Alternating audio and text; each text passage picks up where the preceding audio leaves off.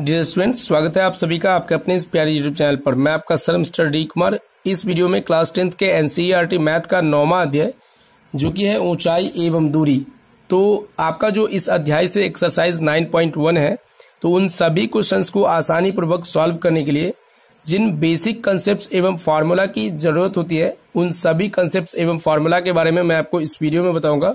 तो अगर आप इसी प्रकार से एनसीईआरटी का कंप्लीट सॉल्यूशन पाना चाहते हैं तो चैनल को अभी सब्सक्राइब कर लीजिए, साथ में नोटिफिकेशन बेल को दबाकर ऑल नोटिफिकेशन ऑन कर लीजिएगा ताकि आपको हर एक आने वाले वीडियो की नोटिफिकेशन अप टू डेट मिलती रहेगी।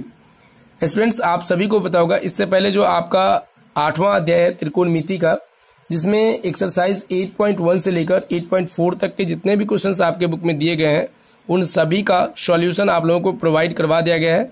सभी वीडियो का लिंक इस वीडियो के डिस्क्रिप्शन बॉक्स में दे दिया गया है।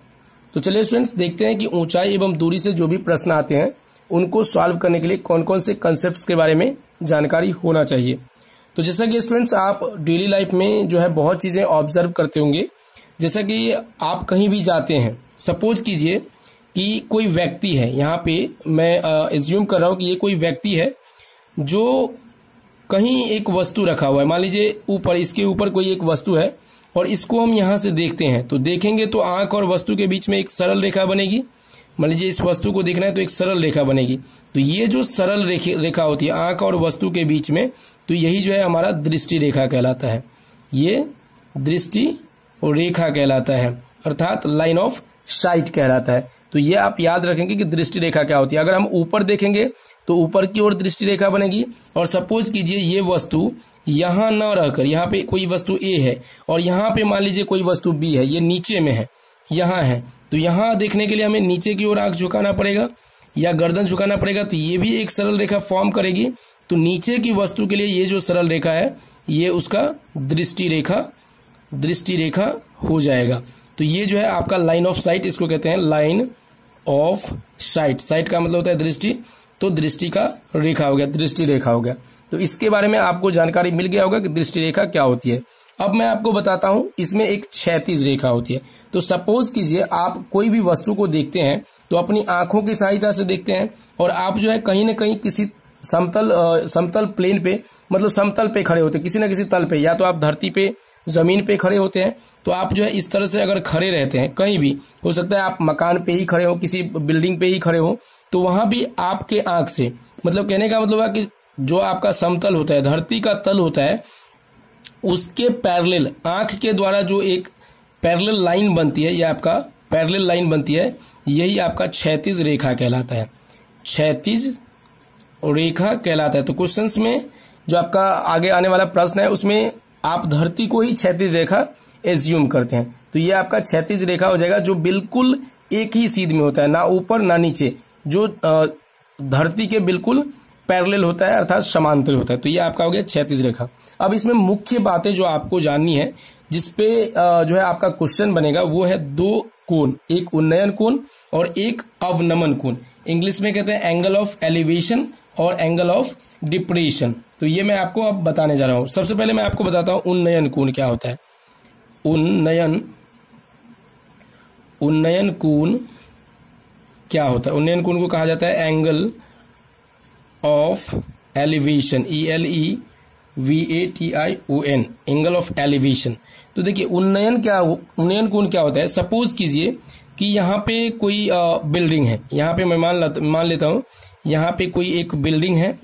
ये मैं सपोज करता हूँ कि कोई एक बिल्डिंग है। बिल्डिंग में बहुत सारे रूम्स होते हैं, तो बिल्डिंग के सबसे ऊपरी छत पे यहाँ पे कोई वस्तु ए है। यहाँ पे हम मान लेते हैं यहाँ कोई वस्तु, ये कोई वस्तु है, इसको पॉइंट ही एज्यूम करते हैं, ये कोई वस्तु ए है, और कोई व्यक्ति जो है ये नीचे खड़ा है। कोई व्यक्ति जो है यहाँ पे मैं मान लेता हूँ, ये तो आपका क्षैतिज तल हो गया। बिल्डिंग क्योंकि धरती पे ही बनता है, जमीन पे ही बनाया जाता है, तो ये क्षैतिज तल हुआ। तो यहाँ पे कोई व्यक्ति मान लेता है, यहाँ पे कोई व्यक्ति खड़ा है, ये कोई व्यक्ति जो है यहाँ पे खड़ा है। अब इसको, ये बिल्डिंग के वस्तु को देखना है, तो सबसे पहले इसके आंख के द्वारा एक क्षैतिज रेखा फॉर्म होगा जो जमीन के क्षैतिज रेखा के बिल्कुल पैरेलल होगा। ये आपका, ये जो होगा क्षैतिज रेखा हो जाएगा। इसको मैं कहता हूं क्षैतिज रेखा। वैसे क्वेश्चन में आपको क्षैतिज रेखा लिखना नहीं है, मैं जब आपको सॉल्व करके दिखाऊंगा आपको हर एक चीज अच्छी तरह से समझ में आ जाएगी। फिलहाल मैं आपको एंगल के बारे में बता रहा हूं कि उन्नयन कोण कब बनेगा और अवनमन कोण कब बनेगा।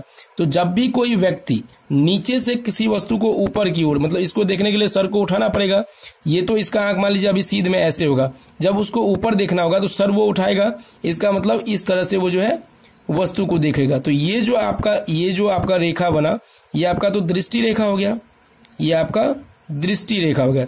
तो जब कोई व्यक्ति किसी वस्तु को नीचे से ऊपर की ओर देखता है, जब कोई व्यक्ति किसी वस्तु को नीचे से ऊपर की ओर देखता है तो क्षैतिज रेखा और दृष्टि रेखा के बीच जो ये आपका कोण बना है, ये आपका क्षैतिज रेखा हो गया और ये दृष्टि रेखा यहाँ पे हो गया। तो इसके बीच जो कोण थीटा बनेगा, थीटा की जगह पे अल्फा भी हो सकता है, बीटा भी हो सकता है, मतलब कोई भी ना कोई कोण बनेगा जिसका मान या तो 30, 45, 60, 90 कुछ भी दिया गया रहेगा। तो ये जो कोण बनेगा यही आपका उन्नयन कोण कहलाएगा। आपको याद रखना है, मैं आपको डेफिनेशन यहाँ पे नहीं लिखवा रहा हूं, आप जो है अच्छे तरीके से समझ जाएंगे।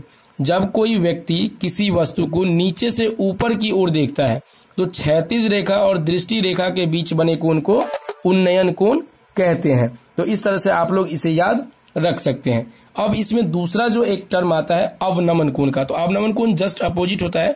मैं क्या करता हूं कि इसी में सेम फिगर में अवनमन कोण बता देता हूं। यहाँ पे देखिए, मैं यहाँ पे अवनमन कोण लिख देता हूं, अवनमन कोण। अवनमन कोण को कहा जाता है angle of depression, DEPRESSION, angle of depression. तो यहाँ पे एंगल ऑफ डिप्रेशन लिख दिया। अब सपोज करते हैं ये कोई बिल्डिंग है जिसपे कोई व्यक्ति खड़ा है। यहाँ पे मान लेते हैं यहाँ थोड़ा सा दिक्कत हो रहा है तो यहाँ मैं बना दे रहा हूँ दूसरा फिगर। ये मान लीजिए कोई बिल्डिंग है, यहाँ पे कोई व्यक्ति जो है खड़ा है, यहाँ पे कोई व्यक्ति खड़ा है और वस्तु कहीं जमीन पे नीचे पड़ा हुआ है। मान लीजिए ये जमीन पे नीचे पड़ा है तो मतलब ये क्षैतिज रेखा से सटा हुआ रहेगा, क्षैतिज रेखा पे रहेगा। अब मान लेते हैं यहाँ कोई वस्तु A है और यहाँ कोई व्यक्ति है, तो इस वस्तु को अब यहाँ से सबसे पहले इसके आंख से क्षैतिज रेखा कुछ इस तरह से बनेगा, बिल्कुल जमीन के पैरेलल, समतल के पैरेलल बनेगा। तो ये तो इसका हो गया क्षैतिज रेखा। मैंने आपको क्षैतिज रेखा के बारे में बता दिया है, ये उसका हो गया क्षैतिज रेखा। अब चूंकि इनको ऊपर से नीचे की ओर देखना है तो इनका सर जो है नीचे की ओर झुकेगा, तो ये जो वस्तु को देखेंगे तो पैरेलल यहाँ पे जो एक रेखा बनेगी इस तरह से, ये इसका हो गया दृष्टि रेखा, ये इसका हो गया दृष्टि रेखा। तो आपको याद रखना है ऊंचाई एवं दूरी में जब भी कोण बनेगी वो क्षैतिज रेखा और दृष्टि रेखा के बीच ही बनेगी। तो यहाँ देखिए ये जो लाइन है धरती के सापेक्ष, जमीन के सापेक्ष जो एक लाइन है उसका पैरेलल हो गया ये लाइन जो क्षैतिज रेखा है।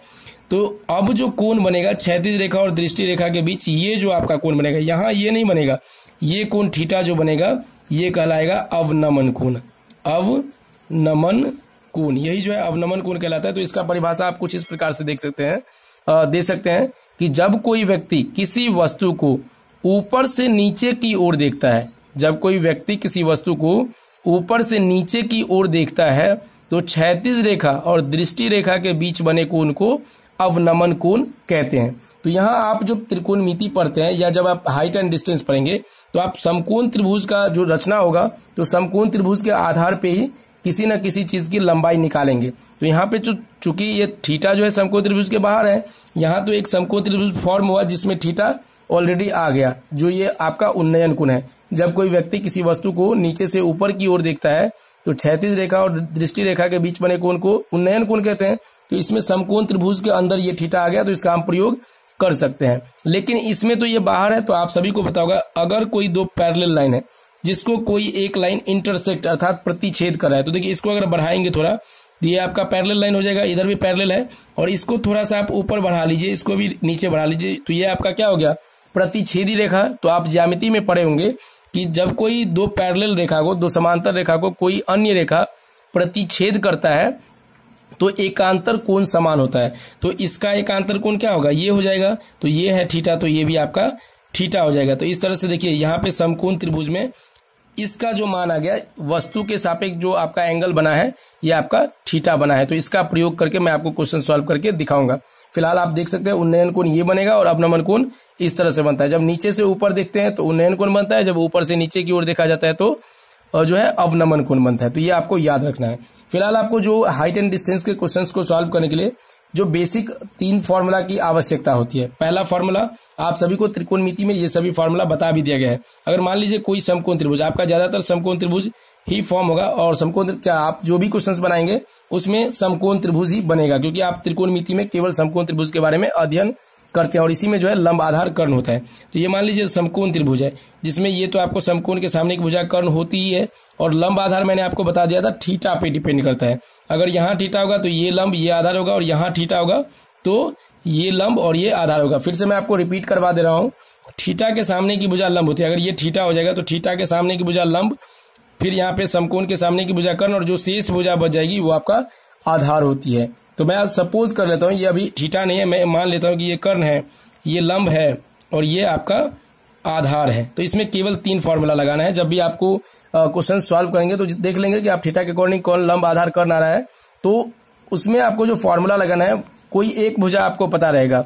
और जैसे मान लीजिए कर्ण आपको दे दिया गया है, मान लीजिए ये डोरी की लंबाई दे दी जाएगी तो ये कर्ण हो जाएगी, क्योंकि डोरी जो है जैसे पतंग की डोरी होती है तो टेढ़ी ही होती है, तो ये आपका कर्ण हो जाएगी। और आपको मान लीजिए कि जमीन से उस पतंग के डोर की, जहां पे जो जमीन से डोर बंधा हुआ है उसकी लंबाई निकालनी है।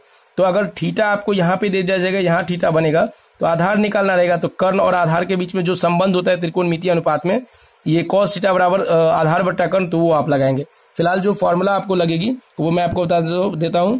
पहला आपका साइन थीटा जो लंब बट्टा आधार होता है, इसका यूज होता है हाइट एंड डिस्टेंस में। फिर कॉस थीटा जो नहीं लंब बट्टा आधार नहीं, यहाँ पे लंब बट्टा कर्ण होता है। साइन थीटा लंब बट्टा कर्ण होता है, तो ये आप याद रखेंगे। यहाँ मिस्टेक से आधार हो गया, तो ये साइन थीटा लंब बट्टा कर्ण, कॉस थीटा आधार बट्टा कर्ण, और सबसे ज्यादा जिस फॉर्मूला का यूज होता है वो है आपका टेन थीटा। ज्यादातर टेन थीटा का ही उपयोग है, क्योंकि आपको इसी दो जो है भुजाओं के बीच में रिलेशन आएगा। जब मैं क्वेश्चन सॉल्व करूंगा तो आप लोग देखेंगे। तो टेन थीटा बराबर हो जाएगा लंब बट्टा आधार, लंब बट्टा आधार जो है ये आपका टेन थीटा बराबर होता है। तो इस तरह से आप लोग केवल ये 3 फॉर्मूला याद रखेंगे और आपको उन्नयन कोण अवनमन कोण के बारे में कंसेप्ट क्लियर होगी, तो आप हर एक क्वेश्चन को आसानी पूर्वक सॉल्व कर सकते हैं। और आपको केवल जो त्रिकोणमितीय अनुपात है अलग अलग एंगल्स के लिए, उसका मान याद रखना होगा। तो इस तरह से आप लोगों को जो भी बेसिक कंसेप्ट थी वो बता दी गई है। आशा करता हूँ आप सभी को अच्छे तरीके से समझ में आ गया होगा। वीडियो अच्छी लगी हो तो वीडियो को लाइक कीजिए और साथ में चैनल को सब्सक्राइब करके जरूर रखिए। मिलते हैं नए वीडियो में नए चैप्टर्स के क्वेश्चंस के सॉल्यूशन के साथ। तब तक के लिए अलविदा। जय हिंद, जय Bharat. Thank you so much.